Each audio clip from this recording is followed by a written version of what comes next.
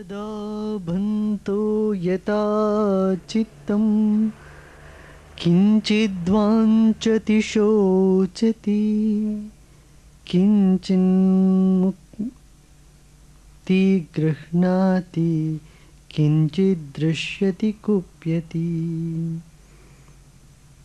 तदा मुक्तिर्यदा चित्तं न वाञ्छति न शोचति न मुक्तिर्न मुञ्चन्ति न गृह्णाति न हृष्यति न कुप्यति तथा बन्धो यथा चित्तं सक्तं क्वास्वपि दृष्टिषु तदा मोक्षो यदा चित्तम् असक्तं सर्वदृष्टिषु यदा नाहं तदा मोक्षो तदाहं बन्धनं तदा मत्वेति हेलया किञ्चित् मां गृह्णान विमुञ्च माम्.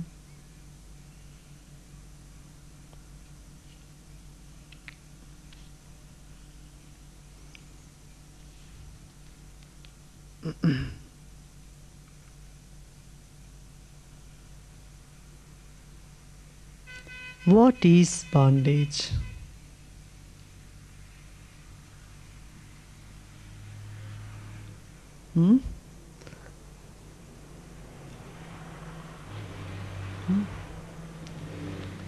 What is bondage?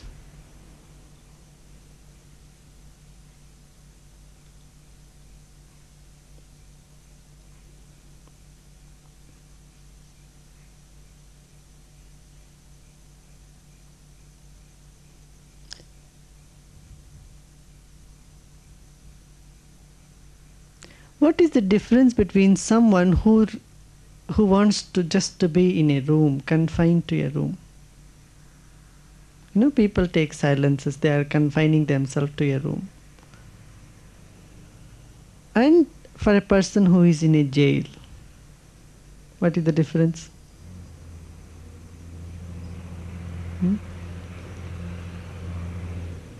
Person who is in a jail wants to go out of the jail, so he feels it is a bondage, he is in a jail. Person confined to a room, he wants to be in the room, he doesn't want to go out, so he doesn't feel that as a jail. Now, where is the jail? Is it in the mind or in the event, in the situation? Huh?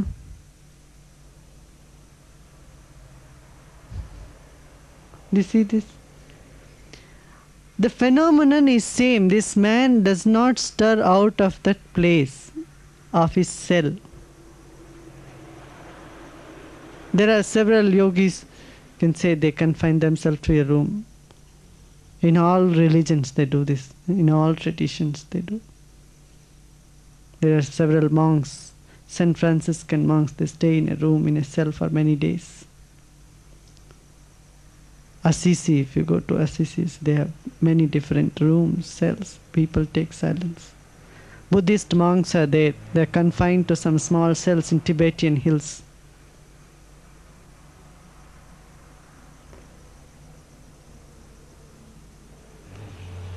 Hindu monks are there. They never stir out of the room.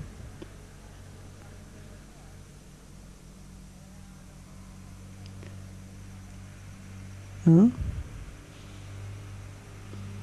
Janaka says, the bondage in the mind is when the mind starts wanting something.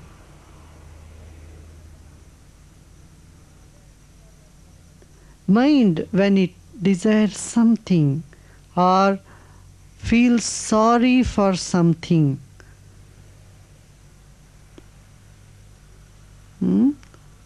and in receiving and giving back, if there is anger and excitement, says that is the bondage.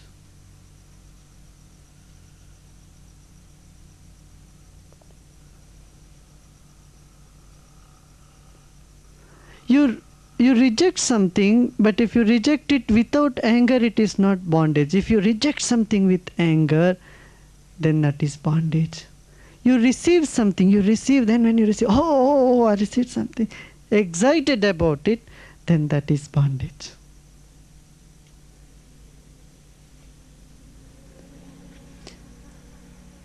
Whatever is done with anger or excitement makes a strong impression in the mind, and that becomes a bondage. A particle of dust, say, when it enters your eyes, what happens? It's small dust particle, it irritates you. In the same way, in the mind, any impression irritates.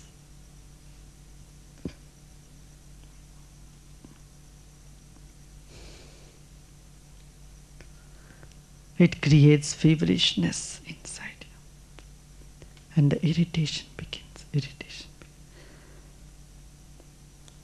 What is bondage? Very beautifully said. Bondage is not anywhere outside, it is in the mind, in the consciousness.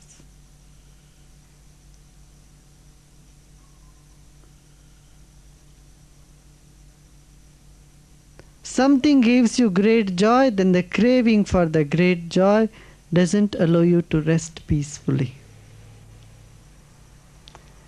Something agitates you, the fear of that something going to agitate you, something going to put you off the balance, doesn't allow you to be peaceful and rest within yourself. This is so profound truth. Such a profound truth. Very simple.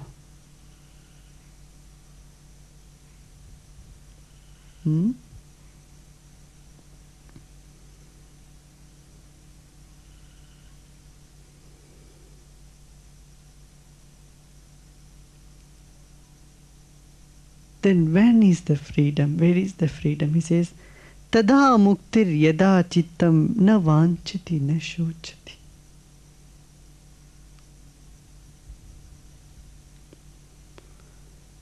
When the mind does not crave or want, I want this, I want this, I want this, or does not feel sad. They are couple. They go together. A desire and distress. Desire and distress go together. You desire, when it gets fulfilled, then it gives another desire, another desire. Then with each desire, distress is simply postponed. You have fulfilled many desires over the period, like that, like that, like that, like that.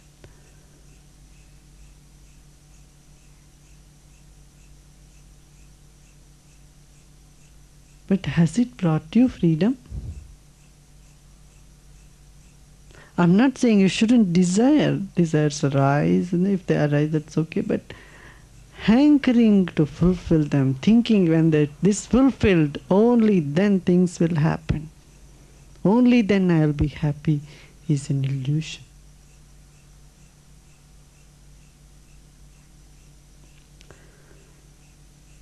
Na vanchati, na shochati.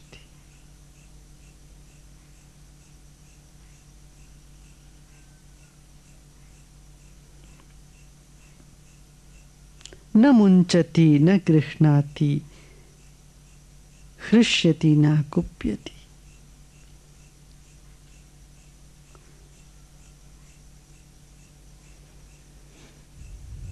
He does not reject anything, nor does he make an effort to accept anything.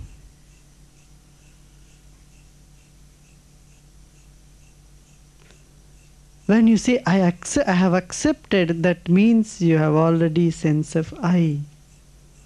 I am accepting, I am doing an act, I am doing a favor.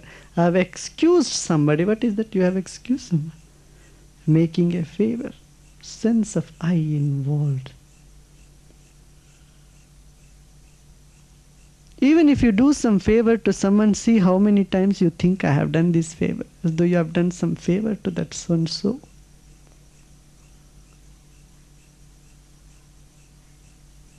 That is a pressure on you. And people become very unhappy because they have done some favor, and so then that person did not do it properly, responded the way they should be responding. So very unhappy, very unhappy. I love this person so much, but they didn't even turn back and talk to me. They are very nasty with me. They are bad. As though you did a favor being good to other person. You are not being good just by your nature. You made an effort to be good. Such good never stays. It's better to be a bad person rather than cultivating to be a good person to someone. Because that is causing you more unhappiness. Oh, I have been so good to this person. I did all that I could do to this person. And then what did they do? They don't even turn back. It hurts me.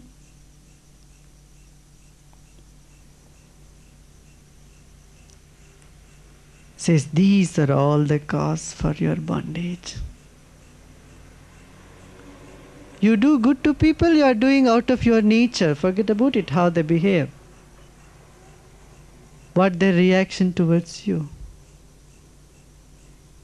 It's up to them. Let them carry their cross. Keep your mind free. You know, you dust all over the place. If there is dust on your table, window, you clean your windows, you clean your tables, you dust, you wash your clothes. Forget to wash this mind. We don't dust this.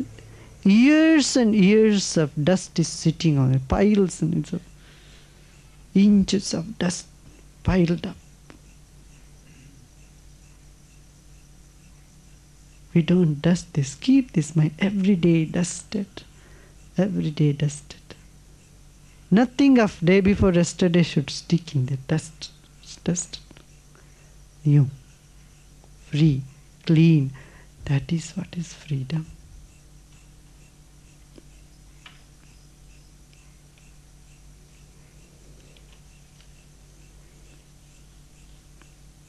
Na hrishyati, na kupyati. He doesn't get excited nor get annoyed at it.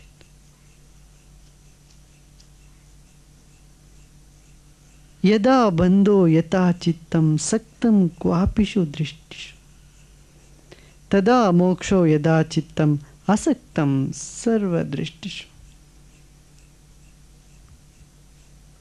Your bondage is when you have a certain viewpoint and you are stuck with that viewpoint.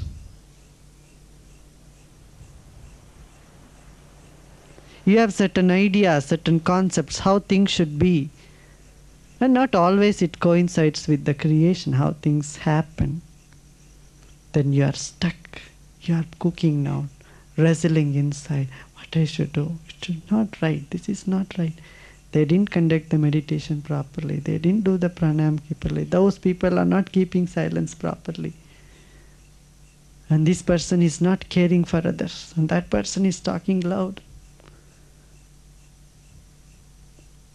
What is happening? You are spoiling your silence.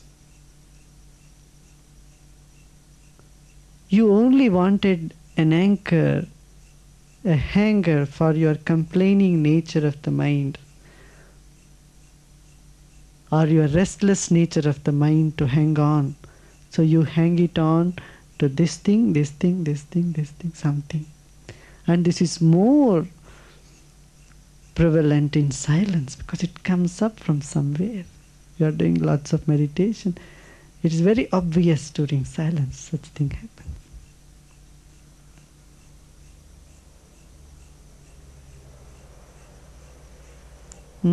Tada bandho yada chittam saktam kva swapi drishtichu.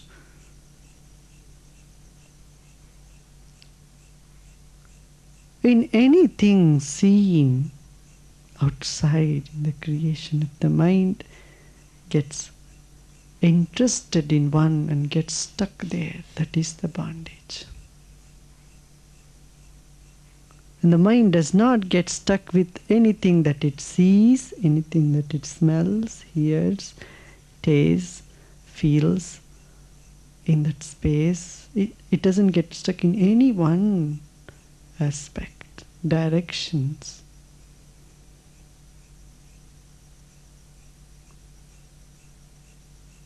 People usually translate this asakti as uninterested, disinterest. But that's a very wrong translation.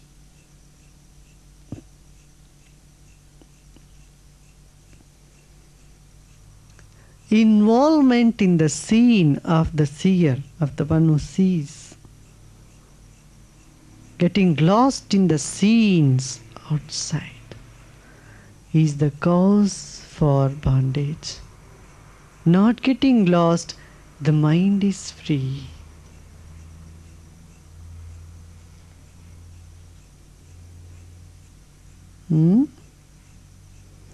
Yada naham tada moksho tadaham bandhanam tada matveti he laya kinchit ma grihana vimunchamam.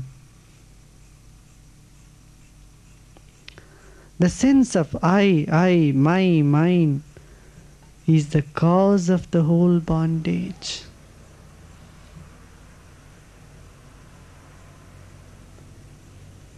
When the I, my, mine is not there, is dissolved, that is liberation. You can't be bound all 24 hours, so you go to sleep. In sleep you lose I, my, mine. When you are sleeping, where are you? You lose your name, your identity. No, you don't even know your body, that it is lying on the bed. You lose every identity. In sleep you cannot say, this is Pandit Ravi Shankar sleep. No one can take this. Sleep is sleep. There is no Pandit, no Ravi Shankar, nobody there.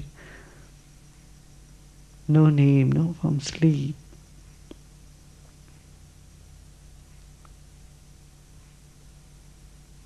Consciously being aware.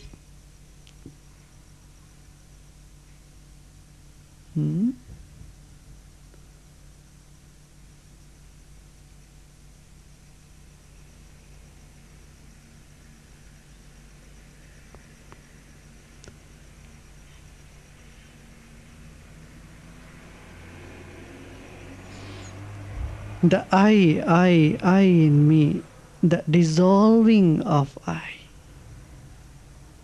When I does not exist, cease to exist, that is freedom, that is liberation.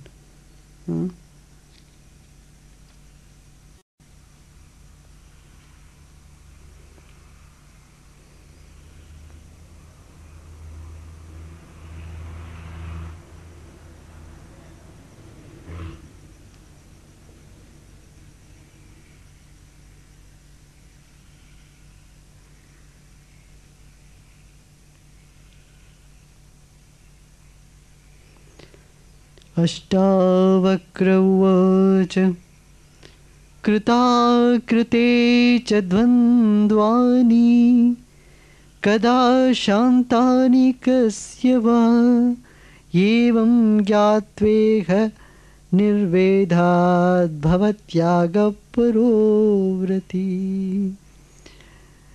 कस्यापि तात धनस्य लोकचेष्टावलोकनात् जीवितेच्छा बुभुक्षा च बुभुत्सोपशमं गताः अनित्यं सर्वमेवेदं तापत्रय दूषितम् असारं निन्दितं हेयम् इति निश्चित्य शाम्यति कोऽसौ कालो वयः किं वा यत्र द्वन्द्वानि नो नृणां तान्युपेक्ष्य यथा प्राप्तिर्वर्ति सिद्धिमवाप्नुते Apnuyat.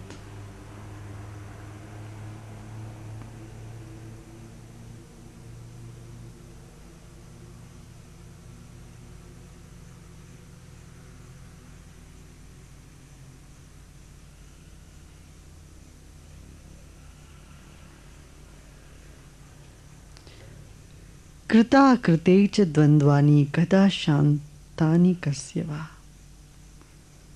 Ashtavakra asks a question. No, you know what is that we are all doing?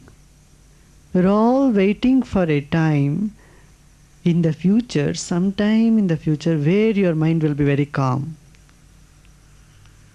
Do you know this? You are with a hope that someday in future you will never get disturbed.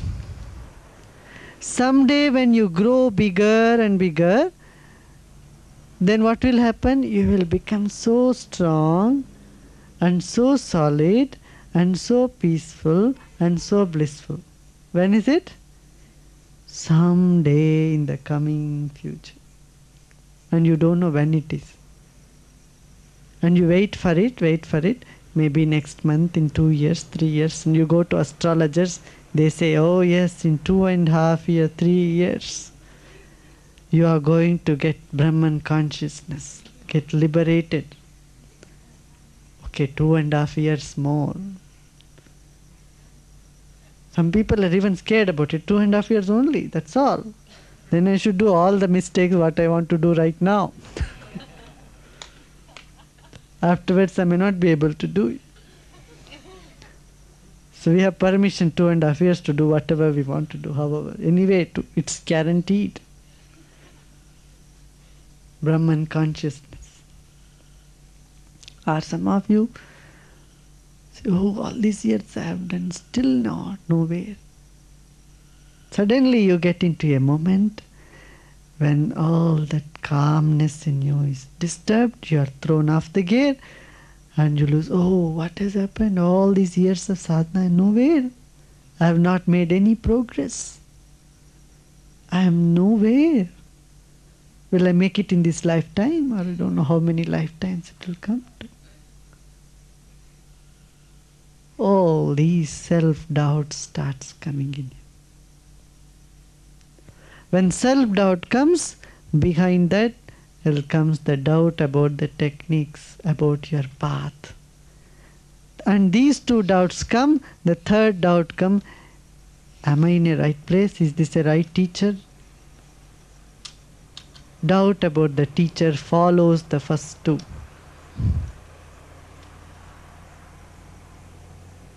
And these three doubts drown you down. It doesn't matter where you are. Wherever you are, you will be drowned. These are the things which make the hole in the boat. It doesn't matter which boat you are in. Whichever boat you are in, once its hole is made, water comes through it and you are drowned. Sure. Krishna says, Samshayatma vinashyati.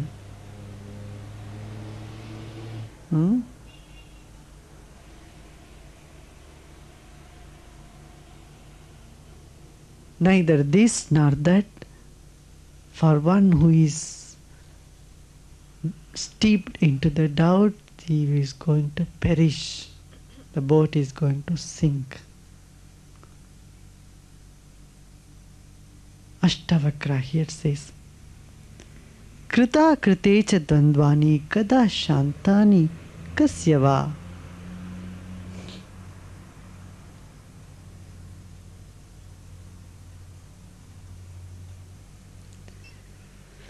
The conflicts in done and undone things. You have done something, the conflict in what you have done and conflict in what you have not done.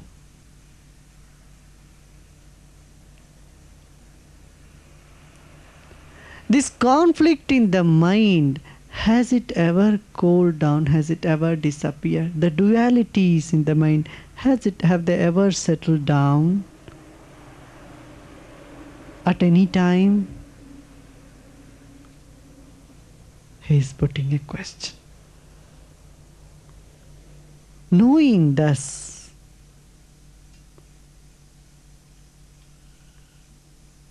nirvedhat bhavatyaga parovrati. Gyatveha nirvedhat bhavatyago parovrati. Knowing this,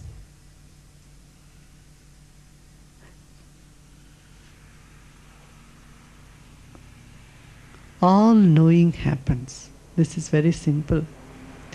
Now, when you know that something is unknowable, then you have known about that.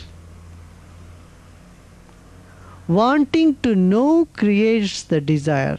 Oh, I want to know, want to know, want to know. It keeps you in the future. Knowing that it is unknowable by the intellect, by the mind. The existence cannot be measured through your little small tiny intellect.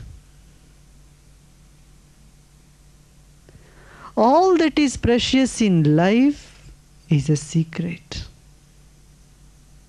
Love is a secret. Life is a secret. World is a secret. Your feelings, emotions are a secret. You are the biggest secret.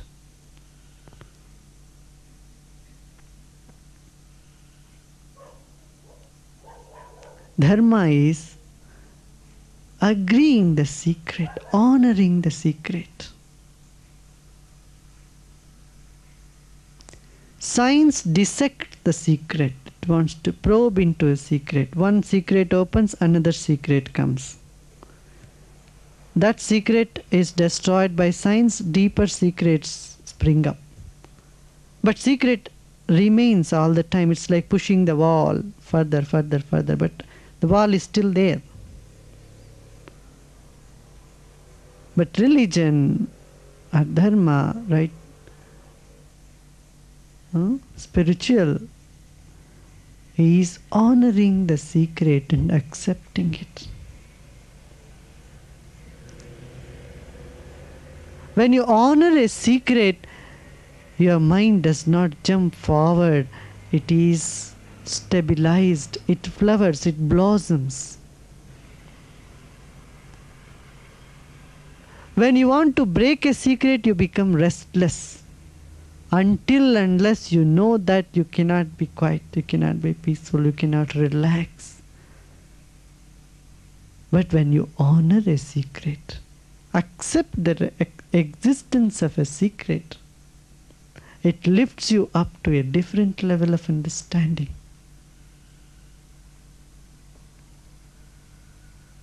It is amazing that acceptance and honoring of a secret, you see how far it takes you up. That's what you do now. And your mantra is told to you very secret, and you keep it and you go like that, meditate, and then you see that it does something to your consciousness, does transcend.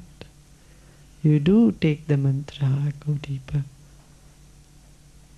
But then intellectually say, oh, what is the use of it? What is beginning to saying it out?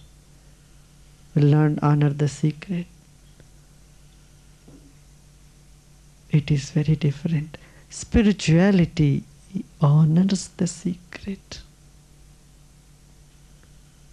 And that honoring of secret is called Shraddha.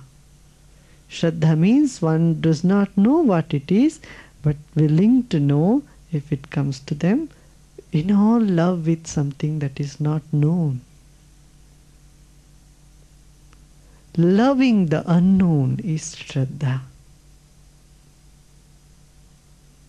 Something is happening here, they're doing some puja or something, water is flowing, you don't know what is happening, but you simply love that thing, okay, I just like this, let me be here.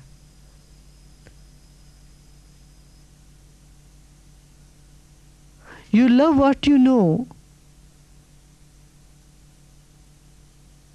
and that love can turn into hatred also. But your love to something you do not know cannot turn into hatred. How can you hate something which you do not know? But it is possible to love something which you do not know. That quality of love, that quality is called Shraddha. Shraddhavan labate jnanam. That's the old saying, no? When there is Shraddha, knowledge dawns in you. Knowledge dawns not just in the intellect, but as an experience. An experience dawns in your whole self, in your whole body.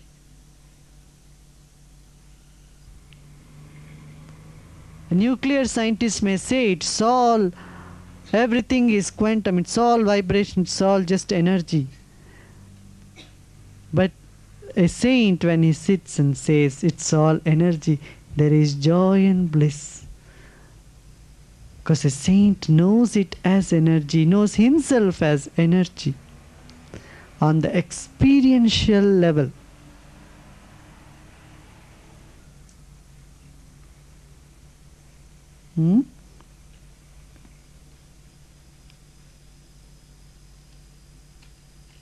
So never these dualities have stopped. Never the ocean has been without the waves. Waves come and go. Wind blows and waves rise according to their strength, and they disappear. Knowing this,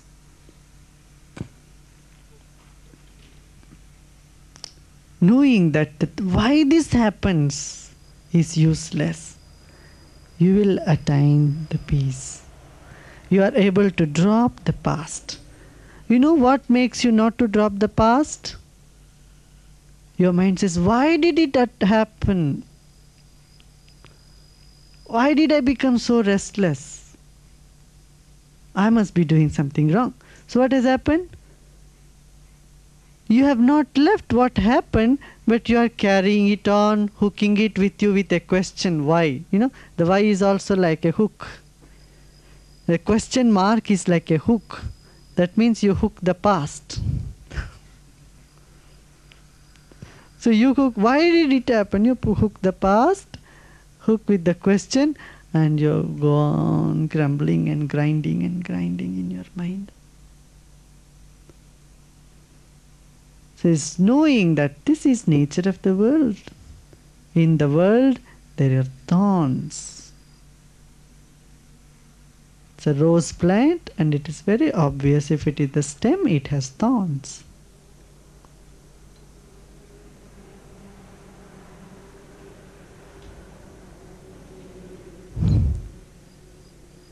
Never trying to find joy here. This is a thorny bush.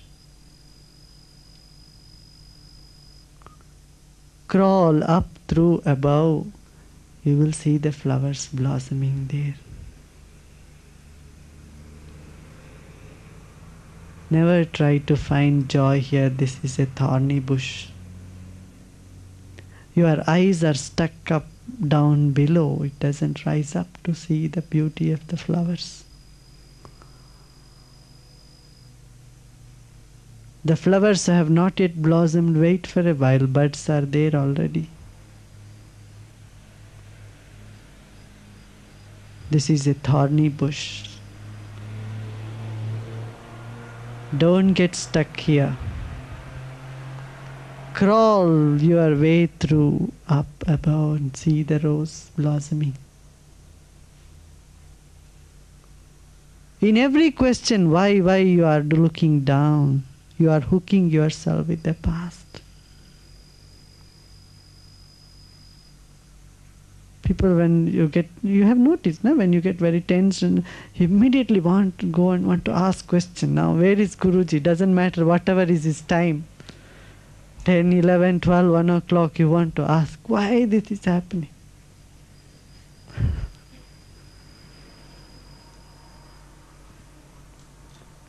Why?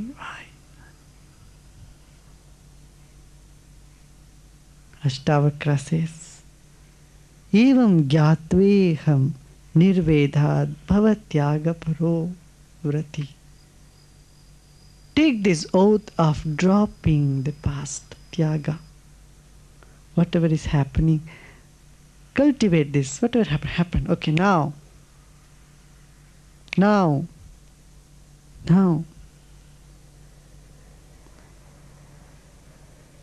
Cultivate this habit of dropping the past.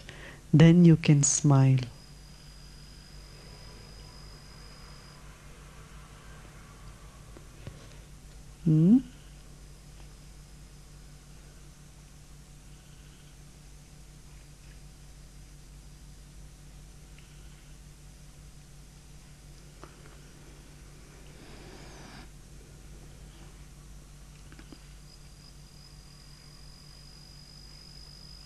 All these different desires for experiences, for living, for knowing, they arise and they get fulfilled and they move. Is there anybody who has not fulfilled any desire, or is there anybody who has fulfilled all the desires? Is there any end for it? Ashtavakra says, don't anchor yourself on this. Don't think this is the thing for your life. Be light, smile, drop. Learn the tendency to drop and smile and move through.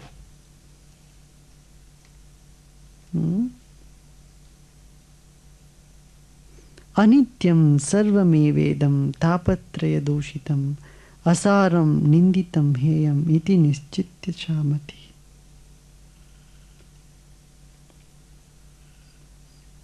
He says here, dispassion. Dispassion is the only way you can be centered. There is no other way. Impossible. Says, Anit, see, this is all transitory. Everything changes. Everything changes all over. Everything changes. Nobody is bad. People get into different moods and their moods changes. Their behavior changes. Their likes and dislikes changes. Your likes and dislikes changes. Your way of looking at things changes. Events changes. No event stays, remains the same. So everything is changing.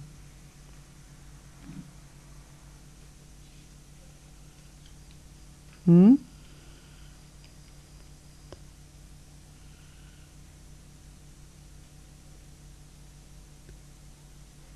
this is all there only to heat you up, bake you.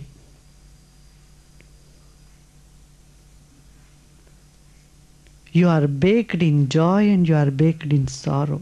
You are baked in this event and you are baked in that event. So everything in the world bakes you, heats you up. And if you put your finger deeper into it, you get burned. It says, move lightly, move above them, knowing this is all there to cook you.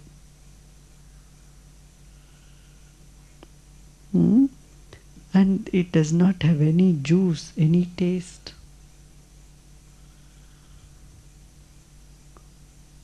It's like a straw. Knowing this, you are able to drop. You know, when you have the idea you will get some juice out of a straw, you go on crushing the straw. Once you know this is no juice in it, it's just a straw, there is no effort to drop it. It gets dropped off you.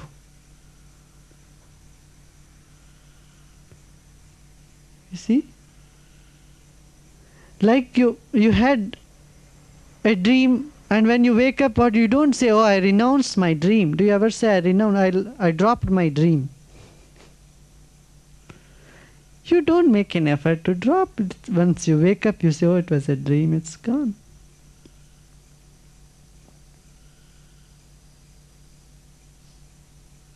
We will one day deal on our dream. You should dream the whole day. do when we come out of silence. Dreams have a lot of things in them, stray secrets. But this whole world is like a straw with no juice in it. Says, the sugar cane, when they crush the sugar cane, the straw comes out on the other side. All juice is removed, just straw. Only good for firewood.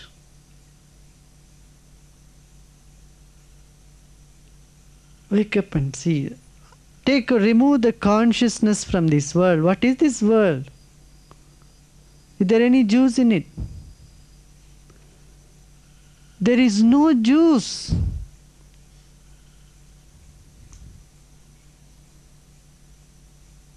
Dogs, they bite the bone. When they bite the bone, it makes wound in their mouth, scars in their own mouth, and blood starts coming out from their own teeth. And the dog thinks, oh, this bone is very juicy, very tasty. You don't know about this? When the dog bites that bone, what is in bone? There is nothing. But it goes on biting, because when it bites, it makes small little wounds in the mouth. It opens up the jaw, Blood starts coming out of it. So it becomes very tasty to the dog. So it thinks it is coming from the bone. So it goes on chewing. The more it chews, the more it... Poor dog does not realize it's its own mouth which is bleeding, not the bone.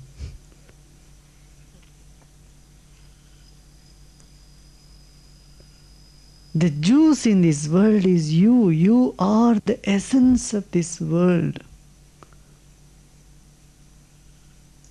You are the juice. The consciousness is the juice of this universe. Rejoicing, relishing, getting soaked in it day and night. Walking with it, dancing with it. Ashtavakra says this is it. Know that then you don't find juice there and there and there and there. You don't go over here and there like dogs, trying to chase something here and there. You are the juice. It's very beautiful. निस्सार यह संसार में शिव नाम एक ही सार है निस्सार यह संसार में शिव नाम एक ही सार है संसार सारम भुजगेंद्रहारम इसिन Sansara Saram, the juice, the essence of this whole world.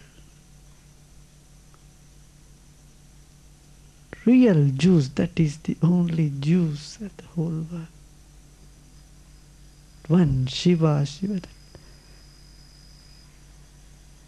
That consciousness is the juice. Nischitya Shamati. When this becomes confirmed in your mind, you'll become peaceful. You'll become quiet.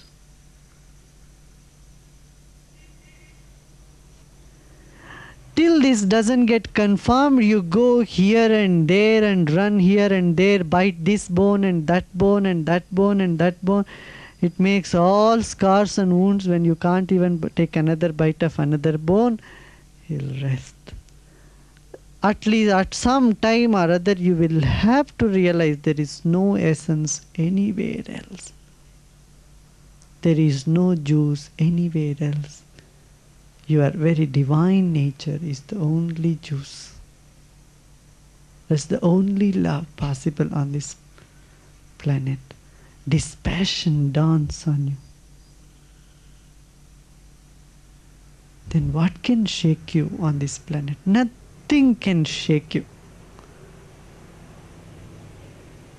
Become like the sun.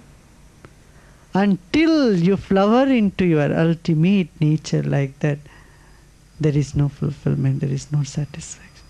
Nothing.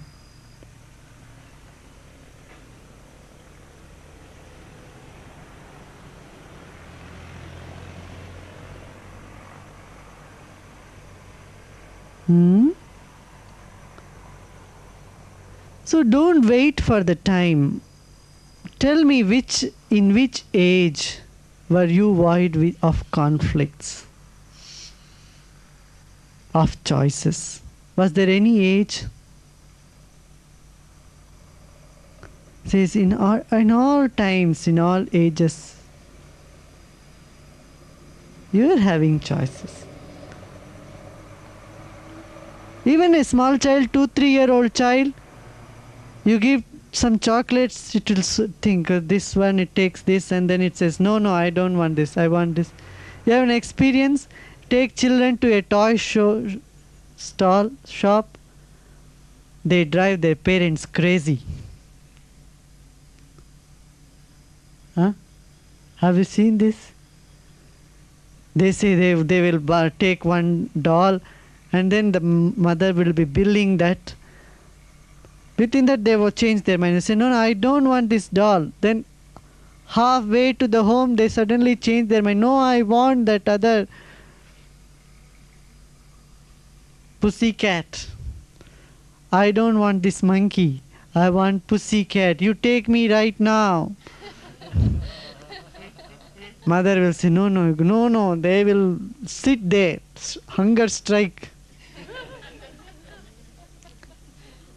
Children sometimes take embarrass. They are very good to push the buttons of the parents. They get very embarrassed. Parents get very embarrassed. They go to the shop. They may not have enough money in the pocket, but they want the doll immediately, the toy. Right now, you get me. In India, they do much more. The parents, somehow they had to tell them something, and the doll is not nice. This and so many lies they have to say.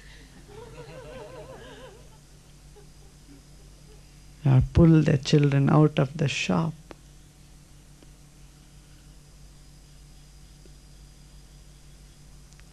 Where is not the choice? Then you grow up, see so many choices. You go to a shop, buy a dress, you come home, and you say, no, I don't like it.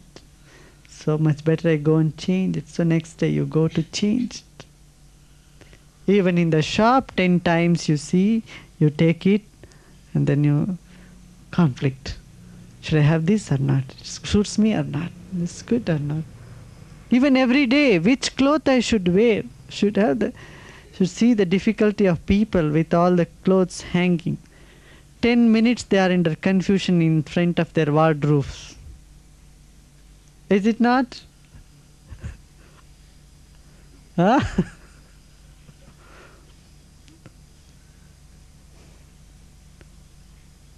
This conflicts in the mind has never left. It goes on and on and on. In all age groups, things have changed.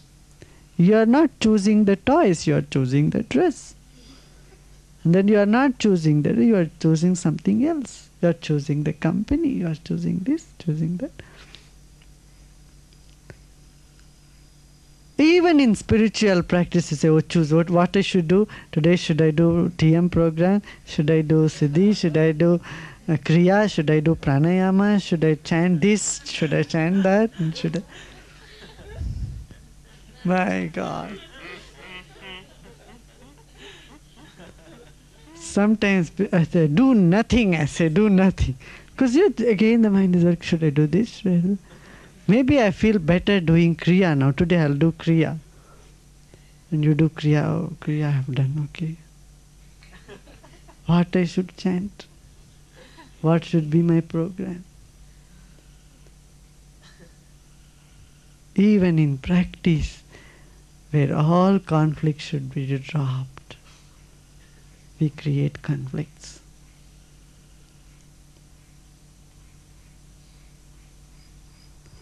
Do anything. If there is no Shraddha, nothing is going to benefit you.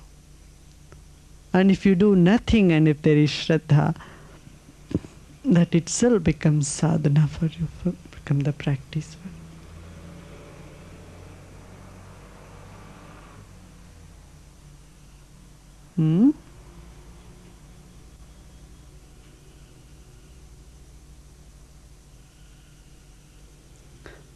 नानुपेक्षि यथा प्राप्त वर्तिर सिद्धिमाप्नुयात्.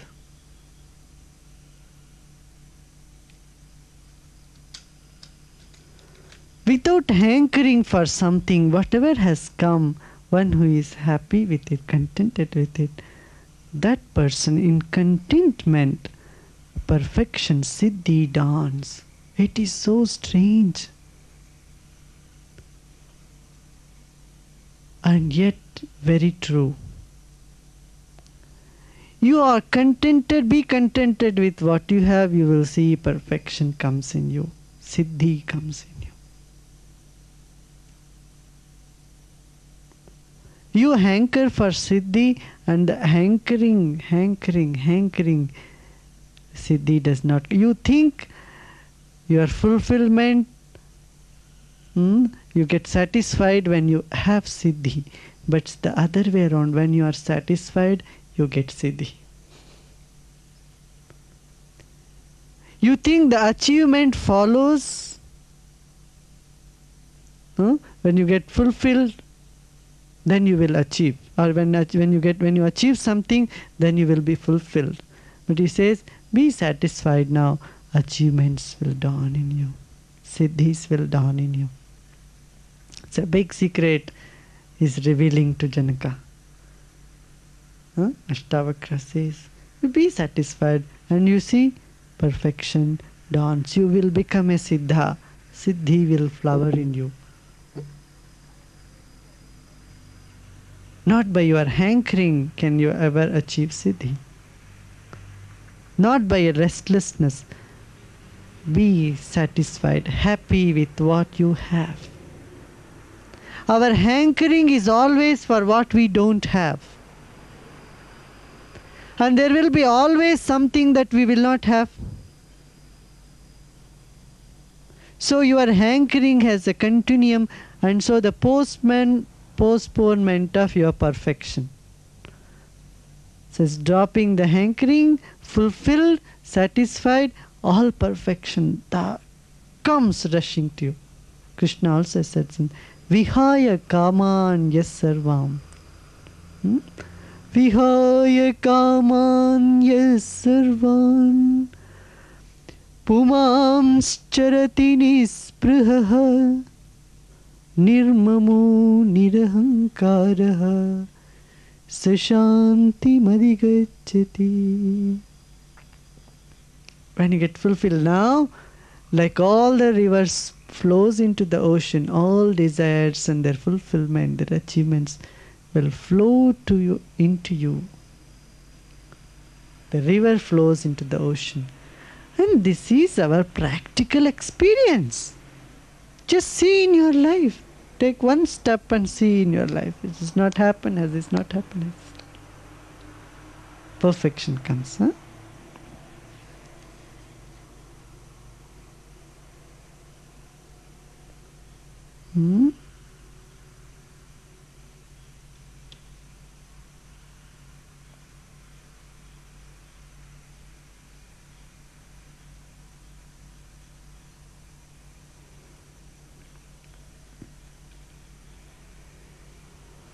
Very nice. Huh? Further we will continue tomorrow. Ashtavakra now he goes more and takes layer by layer, touches all those corners which need a final touch for Janaka. Such a refined level of understanding and communication. Such a refined work he is doing on Janaka. He's just questioning, he's all putting, just scratching a little bit. Is it not so? He says, is it not so? Has anybody been like that in the past? Has anybody this has vanished? Something.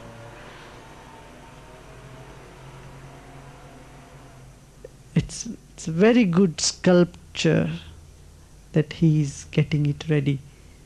It is already done, everything was done. He is working the small little details, small decorations that was needed to bring the total perfection that Ashtavakra was. We will see further tomorrow.